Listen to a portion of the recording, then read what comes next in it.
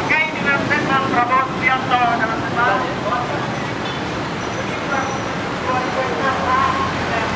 yang ada di wilayah Tegal, karena ini adalah tanah nenek moyang kami. Kawan-kawan, hari ini Tujuan kami berdemo hari ini adalah untuk menuntut Prabowo Subianto mengembalikan tanah dan hutan Tanah Gayo yang selama ini dia kelola.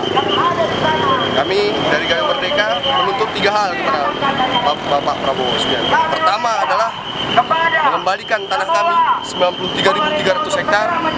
Kemudian yang kedua adalah mengusir THL dari Tanah Gayo, Pusat Hutan Lestari.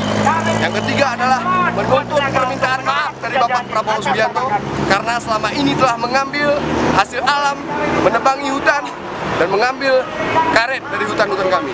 Tapi kabarnya tanah itu sudah dikembalikan kepada masyarakat, dikelola sama masyarakat sendiri. Itu tidak benar. Jika dikatakan lahan itu diberikan kepada masyarakat, itu tidak benar. Tapi karena hutan tidak produktif, tidak ada aktivitas oleh DHL di hutan, masyarakat sekitar memanfaatkan hutan-hutan yang telah ditebang untuk ditanami tanaman-tanaman. Tidak benar ada pengembalian lahan tersebut. Kabarnya di perusahaan yang di tanah yang dikelola sama Prabowo juga ada orang asing yang bekerja di situ. Ya, kabarnya seperti itu.